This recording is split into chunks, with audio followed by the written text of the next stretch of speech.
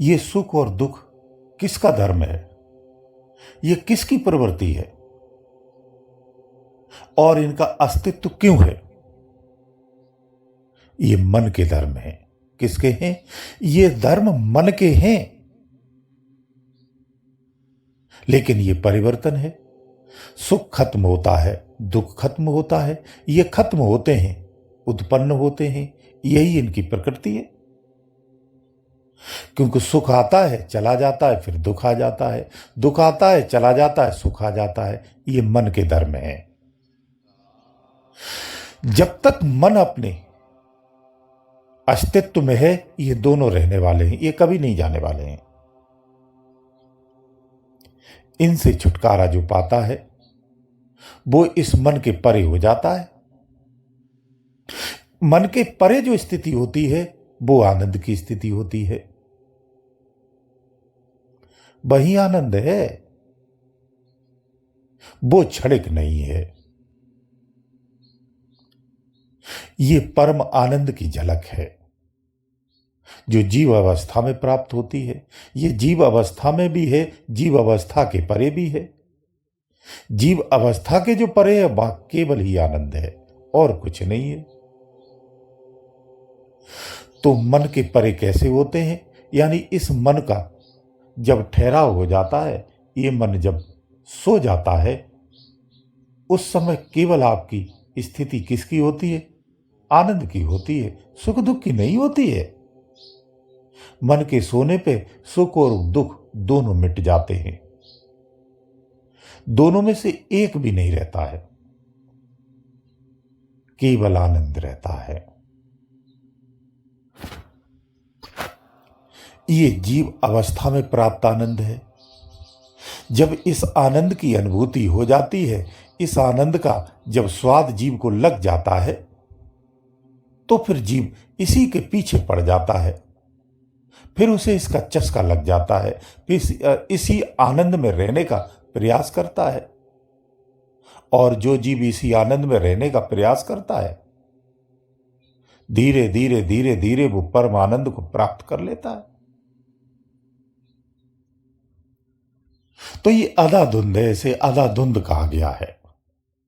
अधाधुंध आकाश समाना, सारे लोक इसी में जाना। सूरज तारे नदियां नाले, अधाधुंध में बहते सारे। ये सब अधाधुंध में ही है। दूसरा, संतों ने कहा है, क्या कहा है कि जो भगवान जगत ने खोजे, अधाधुंध में निस दिन सूबे। उनकी सीमा भी इसी अधाधुंध में ही है। वो कभी इसमें प्रकट होते हैं, कभी लुप्त हो जाते हैं, लेकिन वो इसी अधाधुंध में ही है, इसके परे नहीं है। अधाधुंध से बाहर जाना, बिन सतगुर ना होय निदाना। बिना सतगुर के निदान नहीं है। इस अधाधुंध से बाहर निकलने का सतगुर ही निदान है। ये संतों ने बखान किया है। तो हमें इसके पार जाना है, इस अधाधुंध के पार जाना है। जो आनंद हमें नित्य में मिलता है, वो इस अधाधुंध के परे का ही तो आनंद है। उसकी ये झलक है, बहुत छोटा तुच्छ है। झलक इसीलिए दी है, पहचान इसीलिए दी है कि आप वास्तविक सागर को प्राप्त कर सके। अब इसी परम स्थिति को नाम के रूप में जानिए। जो नाम की धारणा रखते अब उन्हें जानना चाहिए। एक रूप घट भीतर बाजे, एक रूप घट बाहर बाजे। एक रूप रूपों से आगे। ऐसे ही नाम से है कि एक नाम घट भीतर साजे, एक नाम घट बाहर। एक नाम नामों से आगे, जिसका ना कोई नाम। तो कहा गया है कि संतो नाम न कोई ईश्वर का। क्योंकि उस ब्रह्म की प्राप्ति करनी है, उस परम अवस्था को प्राप्त करना है, तो सहारा तो लेना पड़ता है। नाम का भी सहारा लेते हैं, रूप का भी सहारा लेते हैं। चलना तो है, मार्ग तो कोई ना कोई लेना पड़ेगा। लेकिन जब उस प्रभु से उस परम स्थिति की प्राप्ति हो जाती है, तो ये नाम भी सब छूट जाते हैं।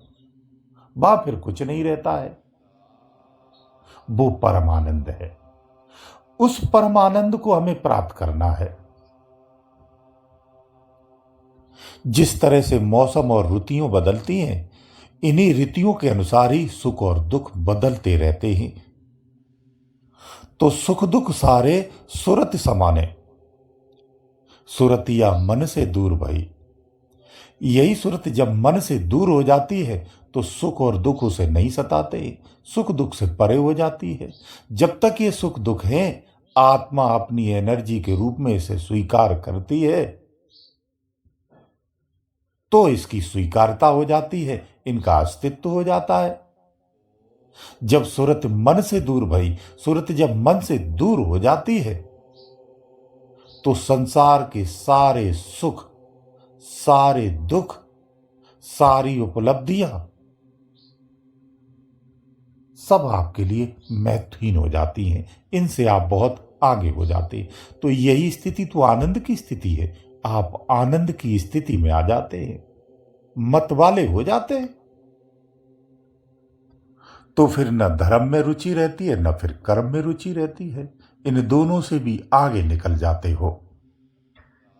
तो फिर राम क्या है, परमात्मा क्या है? आनंद ही परमात्मा है। उसका स्वरूप ही आनंद है।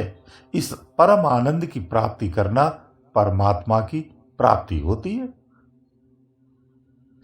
जो निज की इंद्रियों के क्रियाओं से ऊपर उठ जाता है, उनके भावों से और उनके दोषों से ऊपर उठ जाता है, इनके भोगों को भोगने से ऊपर उठ जाता है, उसे आनंद प्राप्त होने लगता है। इसी शरीर में जीते जी सामान्य कार्य करते हुए अंदर में बदल जाता है, आनंद स्थिति हो जाती है, जिसे संसारी नहीं जानता है। संसारी सामान्य ही समझता है। शुरू शुरू में व्यक्ति खुद में भी खुद को नहीं जानता है, लेकिन धीरे धीरे जानने लगता है, तब समझ जाता है। जब वो समझ जाता है तब पूरा आनंद का लाभ उठा पाता है। यहां कुछ वर्तमान में भी अभी ऐसे संत हैं जिन्होंने इसी स्थिति को परमात्मा की स्थिति या परमात्मा स्वरूप कह दिया है। वो अधूरे संत है, स्पष्ट कहता हूं, ये अधूरापन है। अभी आपको उस आनंद की प्राप्ति नहीं हुई है जो आपको होनी है, जहां के आप वासी हैं, निवासी हैं, पहले से हैं। ये तो उसकी झलक है। जो जीव अवस्था में, मैंपन की अवस्था में आप प्राप्त कर रहे हैं। इसलिए उन संतों को भी समझना चाहिए जो इस स्थिति में बैठे हैं। वो साधक भी ध्यान से सुने, ये पूर्णता की स्थिति नहीं है जहां आप कुंडली मार के अभी बैठे हुए हैं। पूर्णता की स्थिति इससे ऊपर में है, आगे है। अभी आपको और प्रयास करना चाहिए। शीतलता या गर्म लगना, ये सब शरीरों की अनुभूतियां हैं।